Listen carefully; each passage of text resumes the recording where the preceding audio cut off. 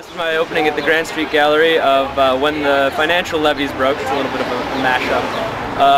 It's images of New Orleans and Buffalo's east and west side. Kind of a juxtaposition of the two, showing the devastation from a natural disaster versus the kind of fiscal nightmare that has occurred over like the last 40 or 50 years in the city of Buffalo. In 2006, I organized a spring break trip down to New Orleans. We shot about half of the show. I mean, at that time it wasn't a show. We were just documenting the situation we're in. Sure. And I was training for the Buffalo Marathon this year. And the runs got so long that we branched out and we started running through the east side and the west side.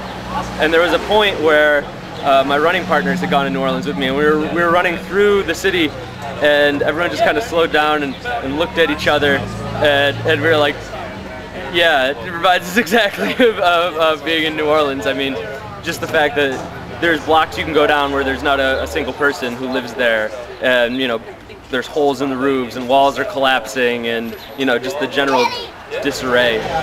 Once that happened, I decided that I needed to shoot it and show it to people.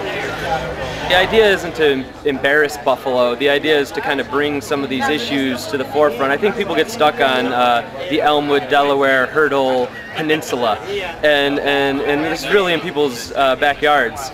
And as a community, I think it's important that we have the dialogue. And so at the opening, we've had representatives from PUSH, which is People United for Sustainable Housing, which is a West Side housing organization, Buffalo Reuse, and Buffalo First. I didn't actually mean for it to be as controversial as it ended up. My goal for this is to get people in the community active. You know, I wanted to bring it to their attention so we drive dialogue and so we can work together to come up with a solution. And the show will be running through July 16th at the Grand Street Gallery, which is 216 Grand Street at the corner of Lafayette.